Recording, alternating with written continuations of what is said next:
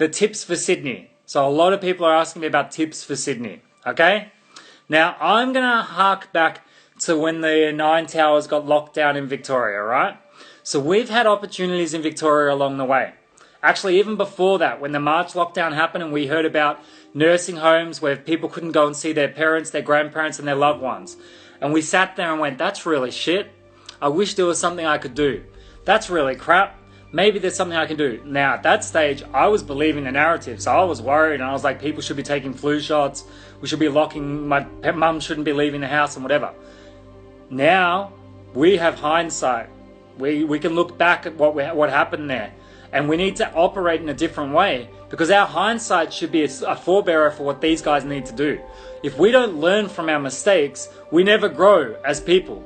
And we've talked about that with our first people, our original people. We need to learn and we need to be discerning and we need to understand that now that we have hindsight and we can look back at what we should have done differently, we never make the same mistakes again. This is how we should be operating as a society. This is how we should all be operating as people in our lives all the time, in everything we do. I should be operating that way in my life. I tend to make the same mistakes over and over again. And it's a karmic lesson. People tell me that. And I've finally got to a point now where I don't continue to make those mistakes anymore. Because I look back and I go, wait, I've been in this situation before. What should I do differently? And I try and put that into my life.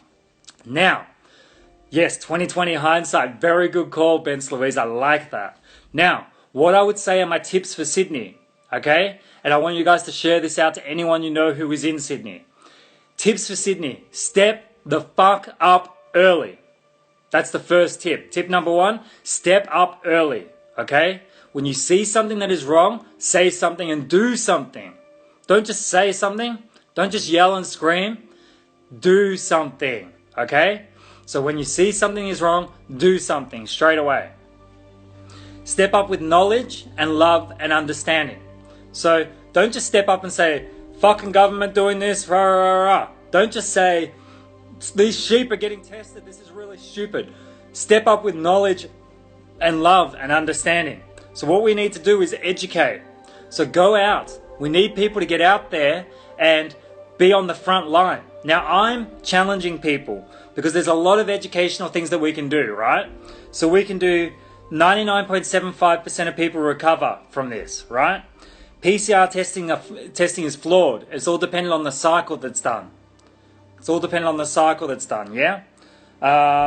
Coke tested positive to having COVID, and so did Pawpaws.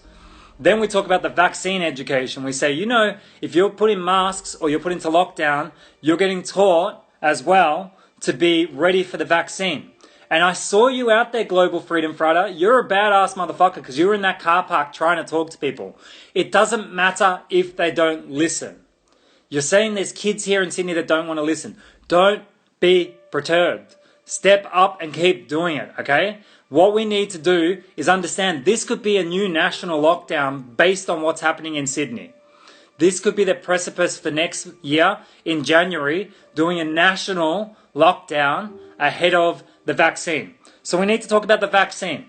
In 2003 and 2009, we have vaccines that were tested for coronaviruses that don't work. Okay, right? They didn't work. They tested them on animals. The animals got better for 3 days. They had an uptick. And then after that, they got lung disease. And when a natural, raw coronavirus came along, they got sick and they died. That needs to be spoken about. And what we need here is not just you, Global Freedom Fighter, not just you. We need all the freedom fighters in Sydney, all the ones that have been to the protests and stood up and got behind the mic and looked great to do it in Sydney, to step the fuck up. And I promise you, you'll be rewarded because God is watching. You're being watched and you will be rewarded. If you stand at a protest and you say X, Y, Z, and you get up there and you say, we're against tyranny, we're against the government, we don't want masks, we want freedom. Now, if you do that at a protest in Sydney and you step up and make noise and you're a figurehead and you're well known or whatever else, you need to step up now. This is the start of something big here. We see it. We see it. We saw it in the Nine Towers in Melbourne. And where did that take us? That took us to 800 plus unnecessary deaths. You're seeing it in Sydney now. It's all over the news. It's everywhere. people getting tested, talking about border closures. They're talking about people losing livelihood, jobs shutting down. You need to step up now. You need to step up right now. So every single Sydney Freedom person that's been behind the microphones and doing these things, I applaud you for saying something when it wasn't happening, right? But if you want to know from us in Victoria what to do now, if you want to hear the right thing to do, because we saw the mental health crisis, we saw the suicides, we saw the businesses closing, we went through and saw the shutdowns, the lease signs everywhere, we saw the pain in people, we saw the masks on every single face, and we said, what could we have done differently? The difference is we had to stand up at the start. We had to stand up at the start. So I say to every one of you in Sydney that is standing up or has said something at a protest and has been there through this, saying that this is all wrong and we're against the government and all the rest, you need to stand in there now.